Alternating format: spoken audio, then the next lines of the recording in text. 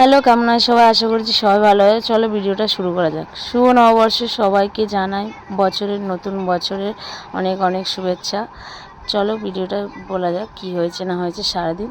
তো প্রথমে মা হলদি আর নিম পাতা বেটে নিয়েছিল, আর দিদিও আমাদের বাড়িতে দুটো পাখি আছে তাই জন্য করে ওদের স্নান করাচ্ছিল, ভালো করে ওদেরকে মাখিয়ে দিয়ে স্নান করাচ্ছিল।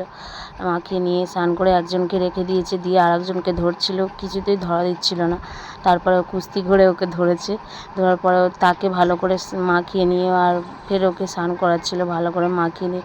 বছরে একবারই ওদেরকে স্নান করায়, মানে ওরা নিজেরাই করে আর এইভাবে আমরা একবারই করাই, তাই জন্য করে ওদেরকে ভালো করে করিয়ে নিয়ে দিই, তারপর মাখছিল। আর আমরা বাজারে গিয়েছিলাম, অনেকটা বড় ব্লগ হয়ে যাবে তাই জন্য করে ছোট ছোট করে দেবো। পরের দিন তোমাদের আর একটা ব্লগ দেবো বাজারে কী কী কিনেছি না কিনেছি। তো দিদি মেখে নিয়ে স্নান করতে যাবে বলে ভালো করে গা হাত পায়ে মেখে নিচ্ছিলো, মুখটা একটু মেখে নিচ্ছিলো, তারপরে আমিও নিয়েছি ভালো করে মেখে নিয়ে।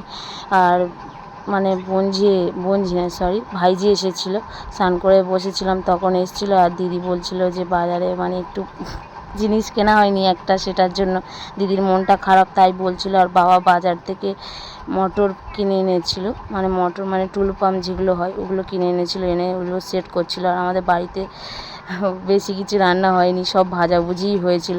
মাছের ঝোল আর মাংস তো হয়নি, আর সব ভাজাভুজি করেছিল আর একটু চচ্চড়ি করেছিল, আর বসে খাচ্ছিলাম। ভিডিওটা যদি ভালো লাগে লাইক কমেন্ট আর ফলো করে নিও। টাটা সবাইকে।